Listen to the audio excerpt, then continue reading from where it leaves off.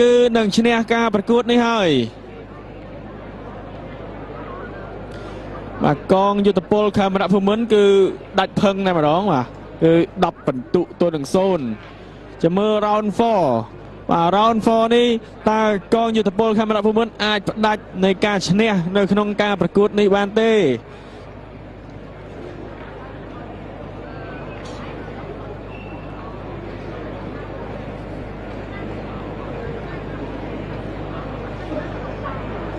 ការបោះចេញពីកងយុទ្ធពលខេមរៈភូមិន្ទអូយបាទស្អាតមែនទែនបាទគឺការស្មាននៃការបោះប៊ូរបស់គាត់គឺល្អណាស់បាទ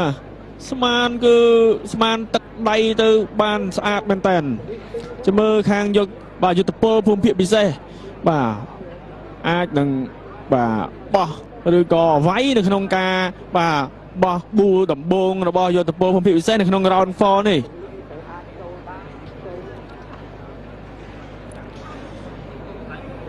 បាទត្រៀមកីឡាកររបស់យុទ្ធពលភូមិភាគពិសេសបាទសៅភិរ៉ាន់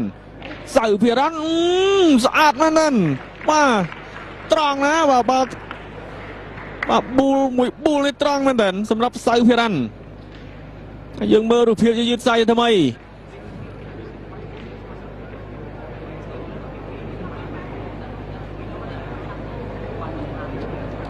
បាទឥឡូវការបោះចេញពីខាងកងយុទ្ធពលខេមរៈភូមិន្ទវិញម្ដង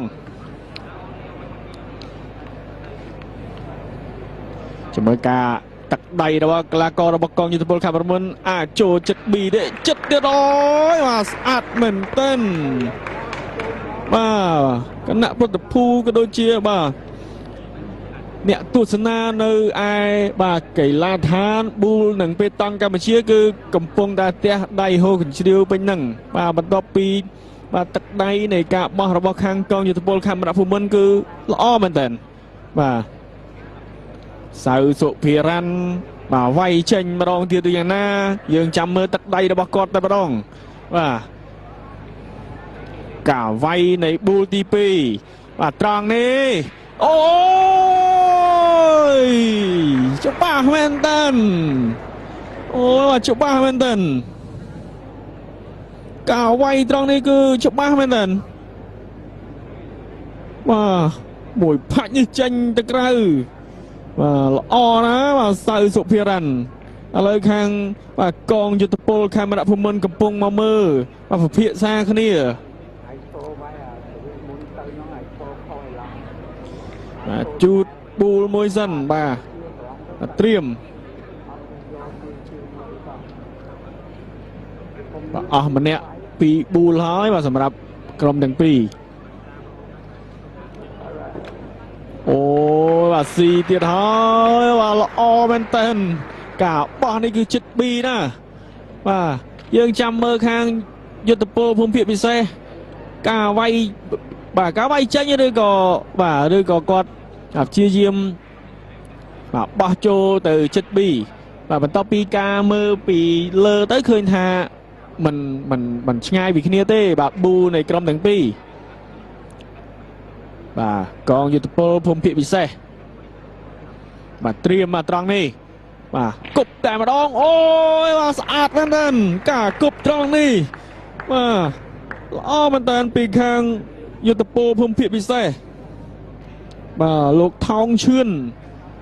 គប់ច្បាស់មែនទែនបាទខាងកងយុទ្ធពលខេមរៈភូមិន្ទសល់3ប៊ូលគណៈបាទយុទ្ធពលភូមិភាគពិសេសសល់3ប៊ូលដូចគ្នា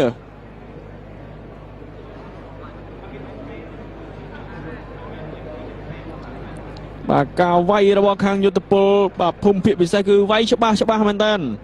ឡូវបាទខាងកងយុទ្ធពលខេមរៈភូមិន្ទវិញម្ដងបាទគាត់បោះទៅត្រង់នេះបាទដូចជាបាទរៀងមើលបាទទៅដូចជាប្រហែលគ្នាទេបាទប្រហែលគ្នាទេមិនលឹះលួសគ្នាទៅប្រហែលទេបាទគណៈកងយុទ្ធពលខេមរៈភូមិន្ទនៅសល់2ប៊ូលបាទយុទ្ធពលភូមិភាគពិសេសសល់3ប៊ូលទៀតបាទប្រិយមិត្តទស្សនិកជនចាំមើលទាំងអស់គ្នាថាកងយុទ្ធពលខេមរៈភូមិន្ទអាចផ្ដាច់នៃ round 4 នេះបានយ៉ាងណាប៉ុន្តែប្រហែលជាពិបាកហើយបានសល់តែ2ប៊ូលទៀតទេឥ ឥឡូវកីឡាករវ័យក្មេងនៃកងយុទ្ធពលខេមរៈភូមិន្ទគឺផ្ដាច់ពីប៊ូលចុងក្រោយតែម្ដងអាចរកពិន្ទុបានទេបាទសម្រាប់កងយុទ្ធពលខេមរៈភូមិន្ទបាទត្រង់នេះអូយល្អមែនតើមកការវាយត្រង់នេះឥឡូវទៅខាងយើងបាទយុទ្ធពលភូមិភាគពិសេសវិញម្ដងអានេះហើយបាទរូបភាពយឺតត្រង់នេះការវាយច្បាស់ណាបាទបានបន្ទុកទៅខាងកងយុទ្ធពលខេមរៈភូមិន្ទវិញហើយឥឡូវយុទ្ធពលភូមិភាគពិសេសវិញម្ដងបានអសល់3ប៊ូលបាទអសល់3ប៊ូលទៀតបាទលោកថោងឈឿនបាទលោកថោងឈឿនបាទវាយឬក៏បាទព្យាយាមបោះបញ្ចូលត្រង់នេះវាយអើយអូយបាទលោកថោងឈឿននៅសល់2ប៊ូទៀតបាទសម្រាប់យុទ្ធពលភូមិភាគពិសេសអញ្ចឹងប៊ូលចុងក្រោយរបស់កងយុទ្ធពលខេមរៈភូមិន្ទហ្នឹងគឺព្យាយាមហើយបាទគាត់ព្យាយាមធ្វើម៉េចបោះឲ្យនៅចិត្ត B បាទឲ្យនៅចិត្ត B គឺជា